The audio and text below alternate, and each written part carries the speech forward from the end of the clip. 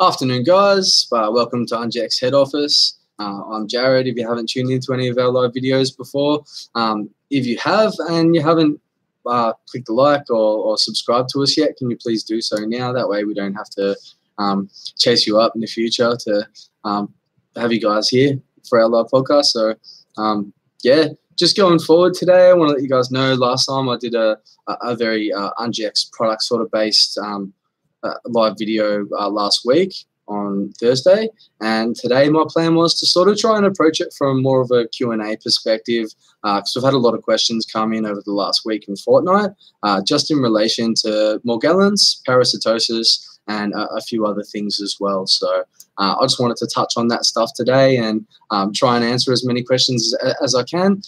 So if you guys want any references or sort of reports where I got them from, you can just hit us up in the comment section as well. If there's anything that I missed, please hit us up in the comment section.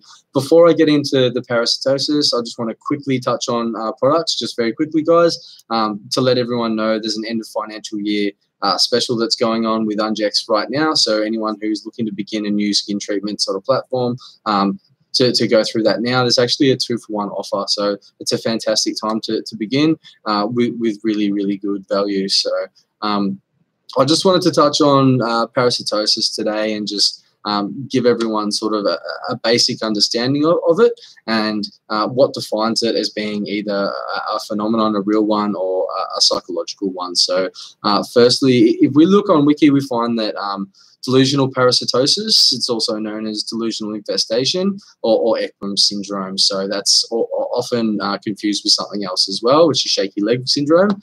So I won't touch on that. I'll just talk about basically the facts of it. So it's a delusional disorder in which individuals incorrectly believe they are infested with parasites, insects or bugs, whereas in reality no such infestation is present, and where individuals are delusional. Parasitosis is usually reporting tactile hallucinations known as fornication, sensations resembling insects crawling, itching, and biting and things of this nature. Now, there's a research paper that I've read recently that's stating that real cases of parasitosis, so delusional parasitosis, only come about by dermatologists once every 7 or so years. So it comes down to once in around 15,000 patients, something like that. So once every 7 years or so, somewhere between 1,500 and 15,000 patients is where they'll actually find an actual case of delusional parasitosis. So it's not something that's really common. It's something that's actually the opposite of that. It's uncommon. What I really wanted to specifically point out just in relation to that is what we see more and more, especially in Western medicine and specifically the US. Sorry, you guys get picked on a lot over there, but we're seeing wrong diagnosis quite frequently. So that's something that everyone should be aware of.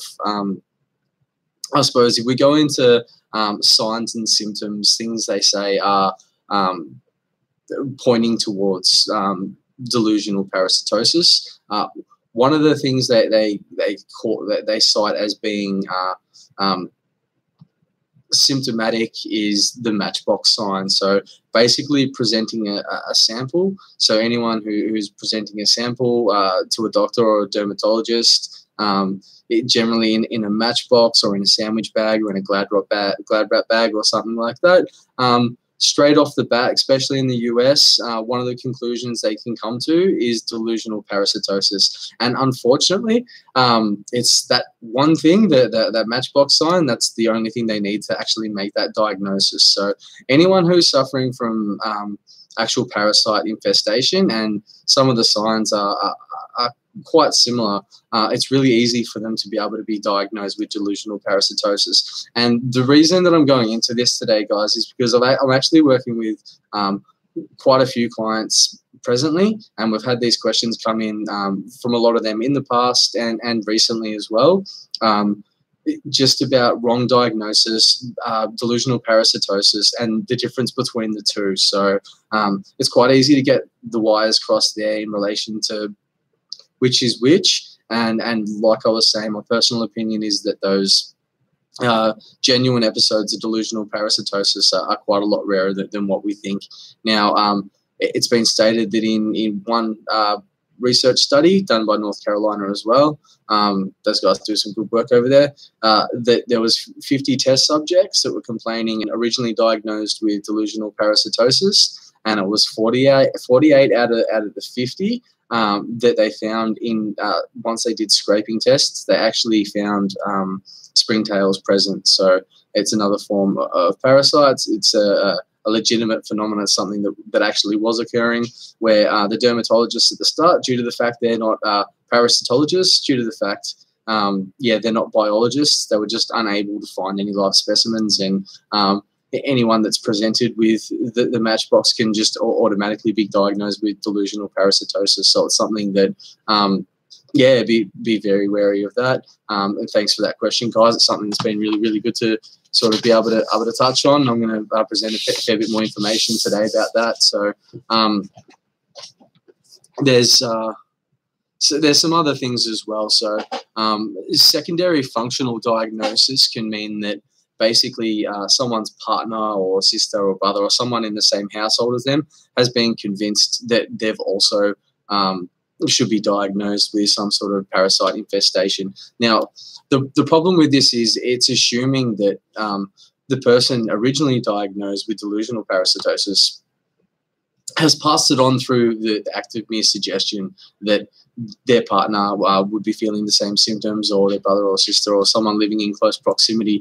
Now, the fact is that they can be diagnosed with secondary functional parasitosis and delusional parasitosis. And the reason that this is problematic is because there are a lot of species of parasite and insect that can infest and cross-contaminate as well. So that's something I'd really like to point out. We know that springtails, scabies, Demodex falciparum, Demodex brevis, and a whole another range of parasitic entities can actually cross-contaminate. So for me, someone jumping to the conclusion of making that sort of diagnosis straight off the bat without doing a biopsy, without seeking information from a parasitologist, it's very, very problematic, and something that, what we would really like is some scientific-based research to be done by some parasitologists in unison with some really well-qualified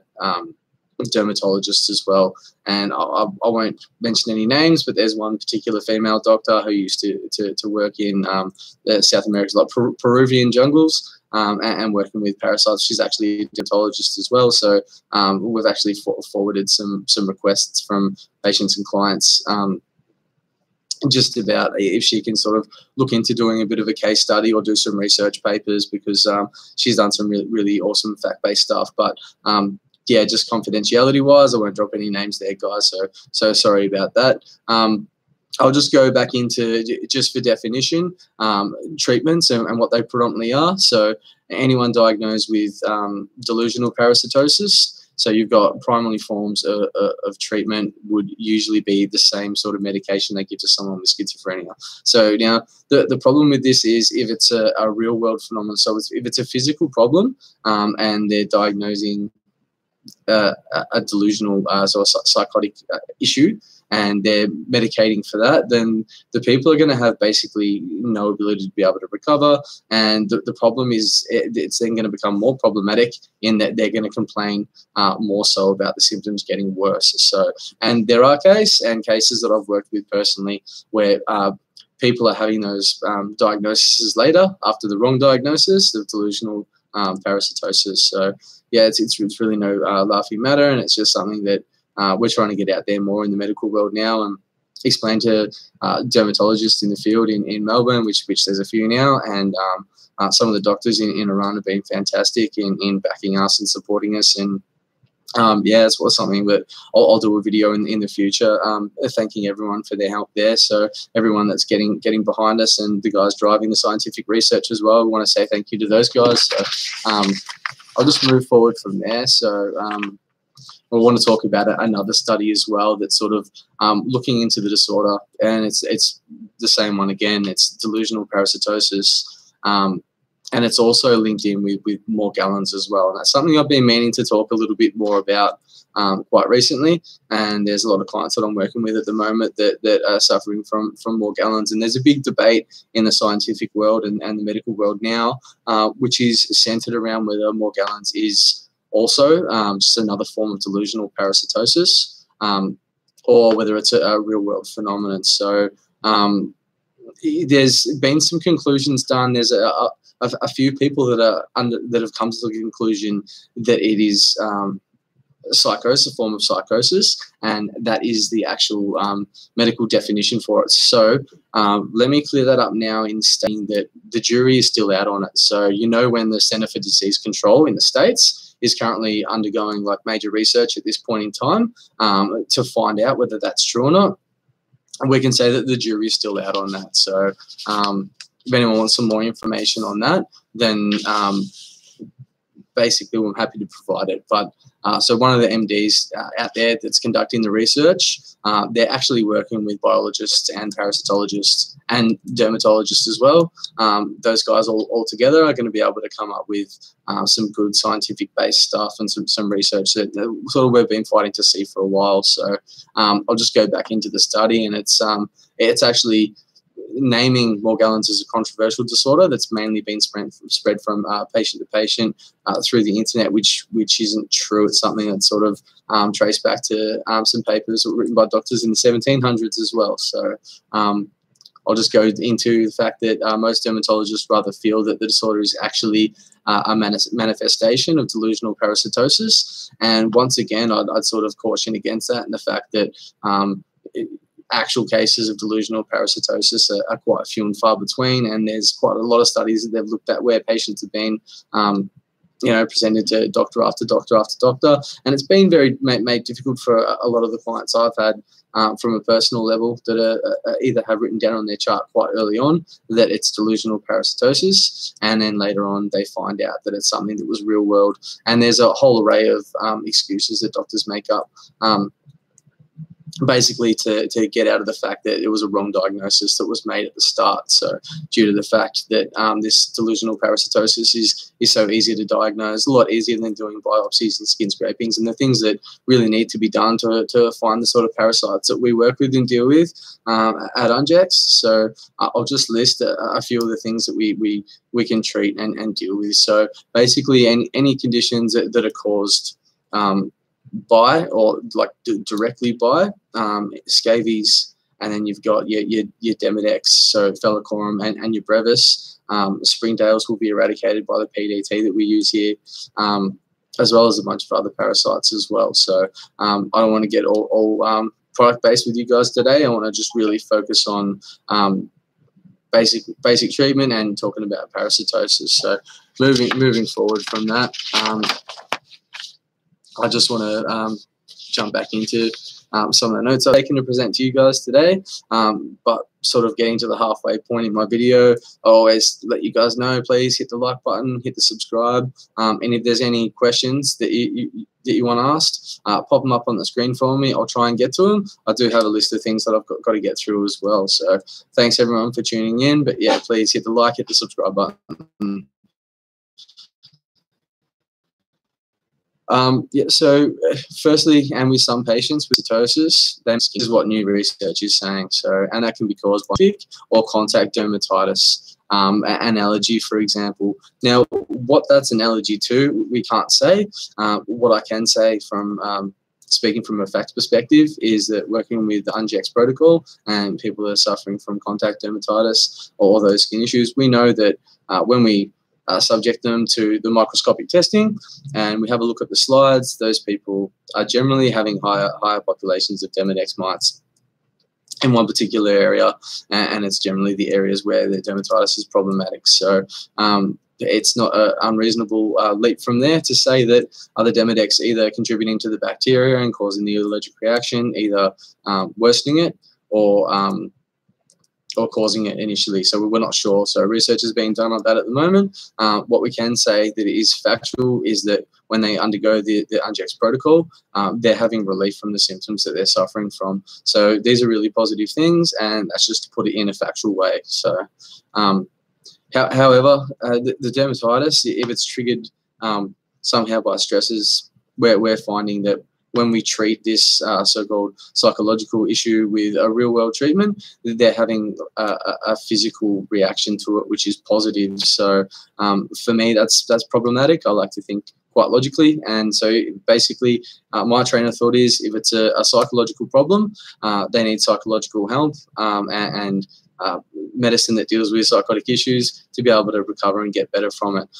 However, on the opposite end of the spectrum, if it's a physical real-world problem and then you deal with it with a physical real-world treatment and the person undergoing this has positive reactions to it, so relief from symptoms is something that's paramount, of course, and if that's occurring, then I'd certainly give weight to whatever that treatment is. So it's something that I stand by quite strongly, and just working with thousands of people from around the world now, knowing for a massive range of problems and including some people suffering from Gallons, yes, we have been able to actually provide some relief to those sufferers. So that's something that's been really, really positive as well.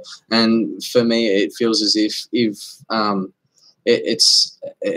not parasitosis and it's parasitic infestation. And it's external. If you apply something that kills other parasites that are external, especially the Ungex protocol that can treat a wide range of external parasites, then obviously it's going to be instrumental in relieving some of the symptoms that people are suffering from, especially in relation to answering the debate of whether Morgellons is a real phenomenon or it's just another sort of avenue of delusional parasitosis. So hopefully we'll get some answers to those questions in the future. But for the present, we're sort of stuck with the current research that's being done. But of course, I'm always looking into it, guys. The other people at the office and the guys in the research and development team are always throwing things around. So I look forward to any references you guys want to throw out for papers. Always look into them. I love reading. Got a passion for the industry. So yeah, if you guys can help us, help you, that's fantastic as well. I suppose I'll move further into some of the more disturbing things about the phenomenon of Morgellons. It is sort of the tone of the discussion. So what it extends to is the controversy that has been politicized. So there is quite a massive thing going on about it at the moment. I've seen some stuff on Dr. Phil, actually. I've seen some stuff on the doctors about it, some US-based TV shows. So the guys in TV over in Iran have been talking about it as well. I've had some feedback from that in this office. As you guys at home may or may not be aware, there's a team of us, Ungex, over there as well. So, which is fantastic because the doctors are really, really behind the Ungex protocol and system over there. And it just seems that weight of clients is overshadowed in the rest of the world by the small population of Iran, and the amount of people we're sort of able to get in there and help is phenomenal. So it's great. Thanks to those guys over there as well, and that team's doing an awesome job. So thank you guys. I suppose I want to get back into often irrelevant issues brought to the forefront of study, such as patient empowerment. So that's basically talking about the right to choose. I don't want to get too deep into that stuff at the moment, guys, because there's still heaps that I sort of want to dig through. Patients who suffer from the syndrome, I'm talking about Morgellons now, are best served by bringing objective scientific evidence to bear to discover exactly what the causes is and the best treatment for the symptoms are. But this issue is often derailed by accusations that the medical community is dismissing them and their claims. Now, my major problem with this is most of the research that's sort of been done recently is centered around a neuroscientist, so someone who studies the brain. So it's already from the get-go biased and centered from the point of view that these people are suffering from delusional parasitosis, and if it wasn't, then they'd be bringing teams of people in that were parasitologists themselves, dermatologists, and other doctors too. So that's really what I wanted to sort of focus on. In conclusion, I'd say this latest study will likely not change the debate that delusional versus parasitosis, although it should be kept in mind that delusional parasitosis is a disorder in its own right, where and when it's found to be factual. So from my knowledge base and from the case studies that I've studied, it's actually few and far between where it's legitimate cases of delusional parasitosis. So moving forward with that again, guys, please keep in mind that Ungex at the moment's got the 2-for-1 special on just for the end of financial year. It'll be finishing on the 1st, and it's available on all the products. The other thing that I wanted to talk about, and it's the main subject, and it is whether the diagnosis of parasitosis is problematic in itself from the start. So as I said earlier, guys, it's been estimated that a dermatologist will see 1 patient with true delusional parasitosis in every 7 years. So that's just fact-based. And this is where a patient has unexplained symptoms, and one of the things that's found to be instrumental in improving the case that it's a delusional parasitosis is the presenting of the matchbox, as I said earlier, or bits of material in the sandwich bags or plastic wraps. So this is one of the things that's quite common in sufferers of Morgellons, and it's something that's known as like the filament or the fibers, and these fibers can come in colors of blue, white, black, and red.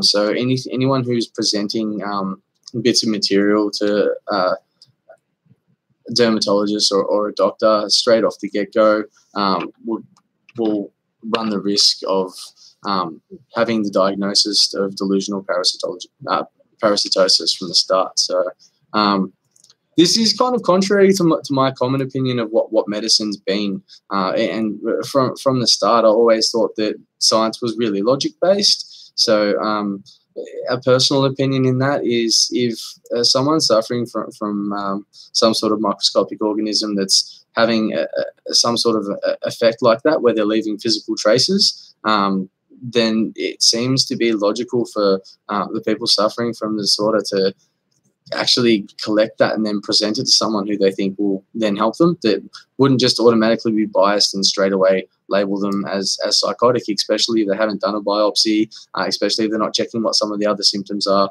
If straight away that's enough to be able to put down on a sheet and come to a conclusion, then for me, I don't really see that as science myself. So we're supposed to be the collection of empirical data and testing it against itself and being able to come to another conclusion if another hypothesis has been put forward. But where people are already biased and have made their minds up, that to me doesn't really equate to being science. So just to get that off my chest, just about my own personal opinion with that. So I try not to do that too much in the live videos, guys, but something that I've sort of wanted to say for a while, so now I have. I wanted to go back into talking about cross-contamination as well,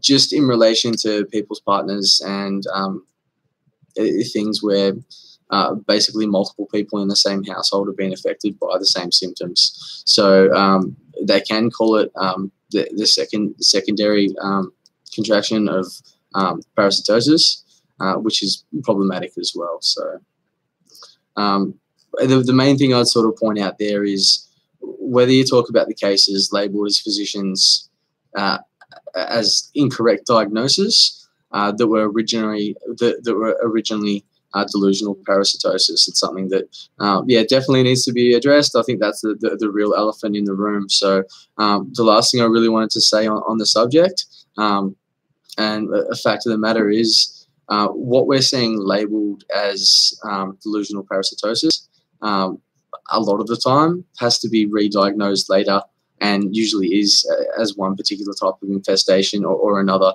And we're seeing that being 100 times more prevalent than true cases of actual parasitosis. So delusional parasitosis is what I'm talking about. Once again, guys, I'm pretty much out of time, so thanks for tuning in again. I hope that was answering some of the questions at home. So I sort of went through as much information as I could in the time, just based on the questions that I got asked over the last fortnight. So thanks guys for tuning in. Don't forget to hit the like button and the subscribe button, and definitely don't forget, at the moment Ungex are doing a 2-for-1 offer.